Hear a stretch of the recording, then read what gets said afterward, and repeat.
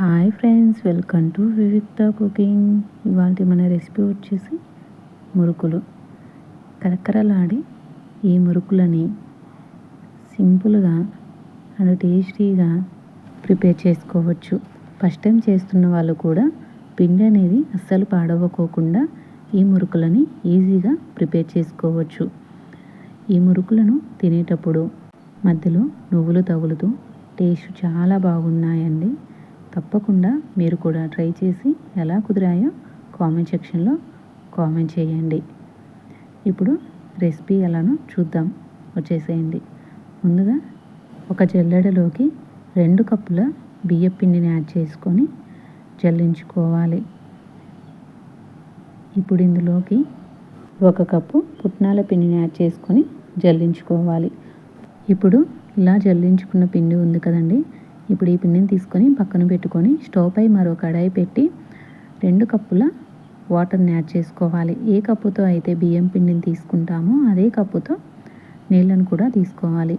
ఇప్పుడు ఈ వాటర్లోకి 1 టీ స్పూన్ బటర్ని కానీ నెయ్యిని కానీ యాడ్ చేసుకొని 1 టీ స్పూన్ కారం, 1/2 teaspoon salt, 1/2 teaspoon జీలకర్ర పొడి, 4 టీ స్పూన్స్ తెల్ల నువ్వులను యాడ్ చేసుకొని వాటర్ని ఈ విధంగా మరిగించుకోవాలి. ఇప్పుడు నీళ్ళు ఈ విధంగా మరుగుతున్నప్పుడు ముందుగా జల్లించి పెట్టుకున్న బియ్యం పిండిని యాడ్ చేసుకొని స్టవ్ ఆపుకొని మొత్తం కలిసే విధంగా కలుపుకొని పక్కకు తీసుకోవాలి.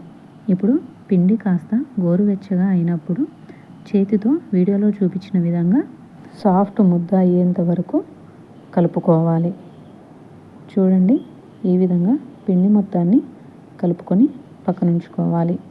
ఇప్పుడు వీడియోలో చూపించిన విధంగా స్టార్ గుర్తు ఉన్న ఒక ప్లేటును తీసుకొని మురుకుల గిద్దలోకి పెట్టుకొని ముందుగా కలిపి పెట్టుకున్న పిండిని మురుకుల గిద్దలోకి యాడ్ చేసుకొని వీడియోలో చూపించిన విధంగా రౌండ్గా ఒత్తుకోవాలి.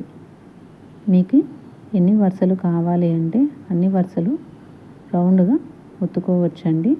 ఇప్పుడు ఒక గరిటె సహాయంతో వీడియోలో చూపించిన విధంగా మురుకులు అనేవి విరగకోకుండా తీసుకొని బాగా వేడిగా ఉన్న ఆయిల్లోకి వీడియోలో చూపించిన విధంగా మెల్లగా ఆయిల్లో ఒకేసారి వదలకోకుండా కాస్త ఆయిల్లో ఈ విధంగా ఫ్రై అయిన తర్వాత ఇప్పుడు మెల్లగా ఆయిల్లోకి వదులుకోవాలి.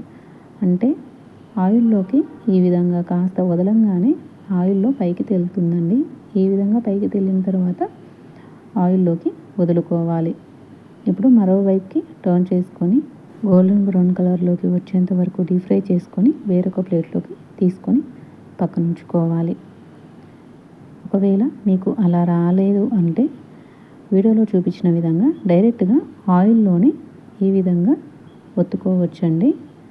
ఇలా ఒత్తుకునేటప్పుడు రౌండ్గా రావాలని ఏమీ లేదు, ఎలా వచ్చినా పర్వాలేదండి. ఈ విధంగా ఒత్తుకొని ఒకవైపు బాగా ఫ్రై అయిన తర్వాత మరోవైపుకి టర్న్ చేసుకొని ఫ్రై చేసుకోవాలి. ఈ విధంగా ఫ్రై అయిన తర్వాత వేరొక ప్లేట్లోకి తీసుకొని పక్కన ఉంచుకోవాలి. ఇప్పుడు అదే విధంగా ఈ చక్రాలను కూడా ప్రిపేర్ చేసుకోవచ్చు.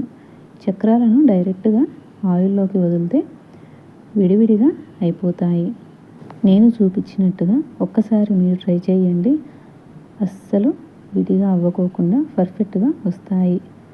మరి ఈ వీడియో కనుక మీకు నచ్చినట్లయితే ప్లీజ్ లైక్ చేసి మీ ఫ్రెండ్స్కి అండ్ రిలేటివ్స్కి షేర్ చేయండి. మరిన్ని ఇలాంటి వీడియోస్ కోసం మన ఛానల్ని సబ్స్క్రైబ్ చేసుకోండి. ఈ మురుకులు చూడండి ఎంత కరకరలాడుతూ ఎంత చక్కగా వచ్చాయో, చూస్తుంటేనే తినాలనిపిస్తుంది కదా. మరి తప్పకుండా మీరు కూడా ట్రై చేయండి. మరి మీకేం రెసిపీ కావాలో కామెంట్ చేయండి. Bye friends.